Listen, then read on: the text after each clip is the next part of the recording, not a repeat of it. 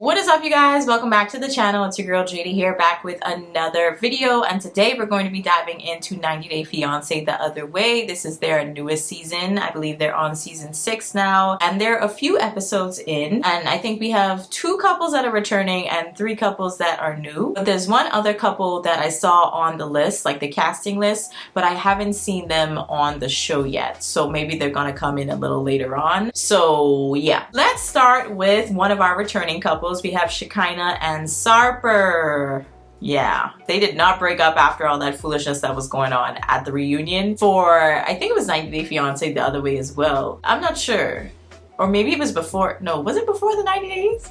No, I don't think so. Anyways, it was the tell-all for one of those shows. I don't know. They have so many, gosh dang it, like spin-offs. I don't remember. But we have Shekinah and Sarper. So they're our returning couple, unfortunately. And Shekinah has been staying in Turkey until she started having financial problems. So then she decided to go back to Los Angeles until she got everything sorted. So now she's going back to Turkey, but with her dog this time. And she flies over to Turkey, and Sarper meets her at the airport. He tries to cry when he sees her in the airport, but I didn't see not one actual tear in his eyes or on his face. Like, did y'all see a tear? One. Okay, so they get back to Sarper's place, and immediately Shekinah realizes that he still hasn't gotten rid of all these empty bottles that he kept from his past relationships with other women. Like, it's right at the door, right at the entrance. Like, she told you many times to get rid of it, and you have it right at the door, Sarper.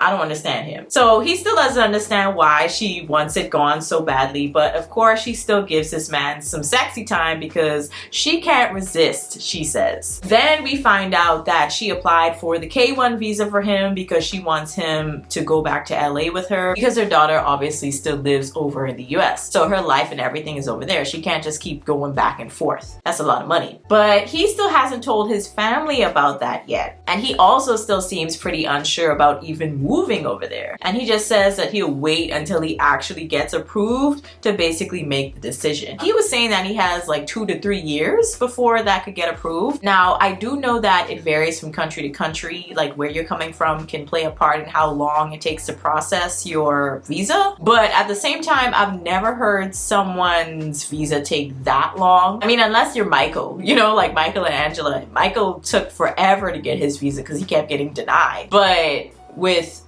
like Sarper, I think this would be the first time that they're applying, but I've never heard someone's visa or K1 visa take 2 to 3 years before. Like, the most I think I've seen is a year.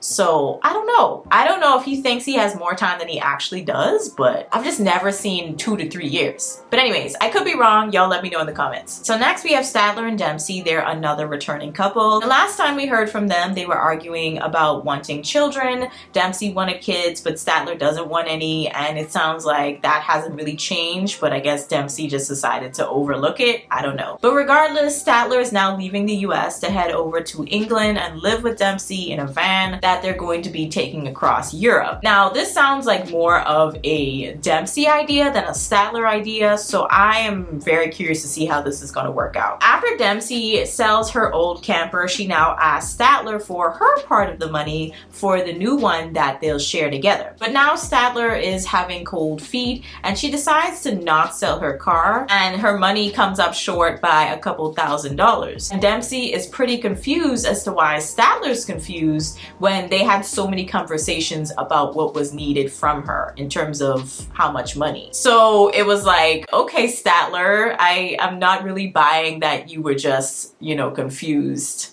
But okay. But Statler ends up getting this $20,000 loan, packs up her apartment, but then starts panicking on the way to the airport, basically saying things like it's possible that Dempsey is just using her because she can give her van life, and Dempsey also wouldn't be working while they traveled across Europe together, so that's another thing. But Statler would technically be the only one working, which I do think is problematic, and I definitely think that Dempsey needs to find some type of remote job or something because because that's way too much pressure to put on just Statler, in my opinion. Because when you just relying on one income, like what if something happens? What if Statler loses her job? How are you guys gonna make money? Like you need a backup plan just in case, you know what I mean? So I understand why Statler's freaking out, but at the same time, I do think she should have these conversations with Dempsey. Yes, you're in love. Okay, this is great. Woohoo. But it's like, y'all really should have had these conversations. Anyways, Josh and Lily. So they're one of our new couples. I can't quite remember how they said that they met each other, but they are technically already married. They got married the last time Lily was in the States. So Lily is now back in China, where she's from. She's working her business according to Josh, and she just spent a good bit of money getting her house renovated for him, so she says. When they were on the phone after all the renovations were done and he was about to come over to China, she told this man that she was bankrupt. Yeah, but he kind of chalks it up to her English just not really being all that good, and that she's not actually bankrupt, but she just kind of probably overspent with those renovations, which I hope is the case because he wouldn't be able to work.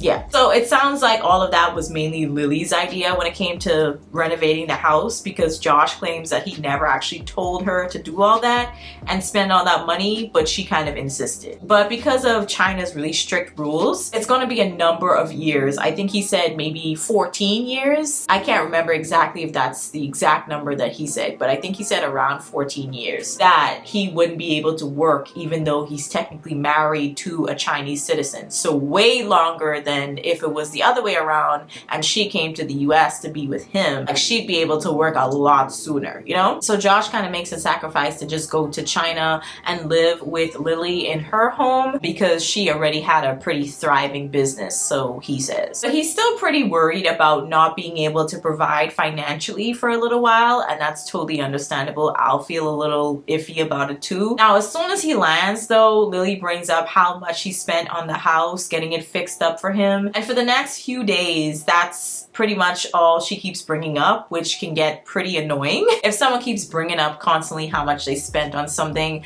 clearly either it bothers them or they're trying to flaunt it. It's one of the two, you know what I mean? I don't know, maybe it's both with her, but either way it could get annoying. Now they're trying to have a traditional Chinese wedding, which is also getting a little costly because Lily seems to have some pretty expensive taste. But again, she makes it seem like Josh was the one that wanted all of this and she was doing it for him, even though he simply said that he just wanted to do a traditional wedding for her family. It didn't need to be too lavish. But he does pay for the wedding attire since he sold his house before he left, but apparently he didn't tell her that. So that's a little bit of a red flag if he doesn't trust her with that information, as if he feels as though he's going to get taken advantage of with his money if she finds out that he does have the money or some of it. I don't know, it's kind of strange to me. It's like, why wouldn't you want to help? But then at the same time, I kind of get it because he wouldn't be able to work. He wants to keep it in like a safekeeping. Maybe it's just a backup plan.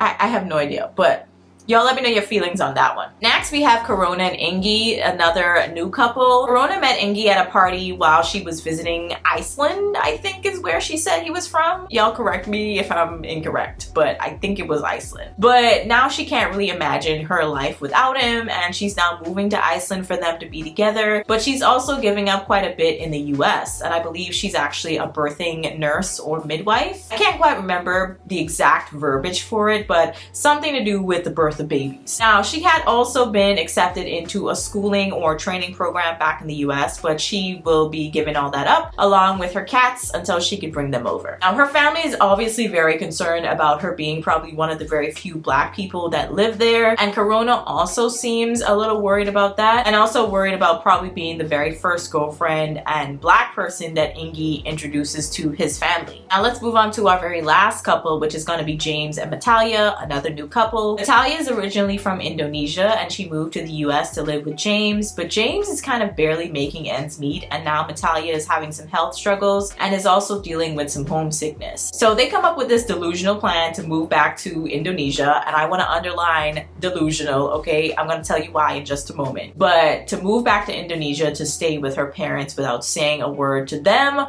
or James's parents, even though Matalia was telling him to tell them beforehand since he works for his parents' company. We find out that James had actually did this before, just kind of up and left his family high and dry for another woman that he was married to before Matalia, and he would just kind of up and leave and move somewhere else without telling them beforehand. So yeah, but Matalia ended up going over to Indonesia first, but that entire time she didn't say anything to her parents or family until a day or two before James was supposed to come over. So James is basically leaving his job and family behind to go and live in Indonesia and sell banana chips.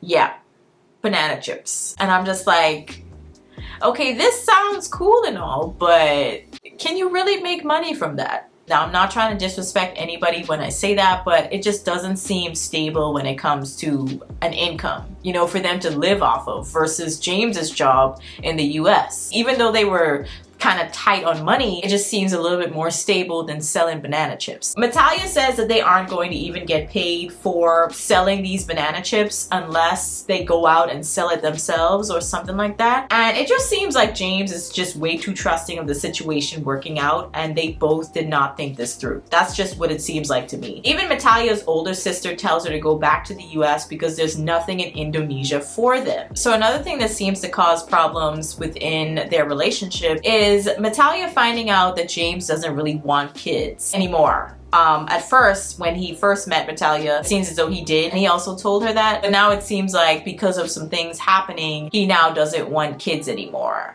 So yeah, that's pretty much it for 90 Day Fiancé the other way so far, and all of the couples that I've seen so far. Y'all could let me know your thoughts down in the comments. I'll catch you guys in the next one. Peace.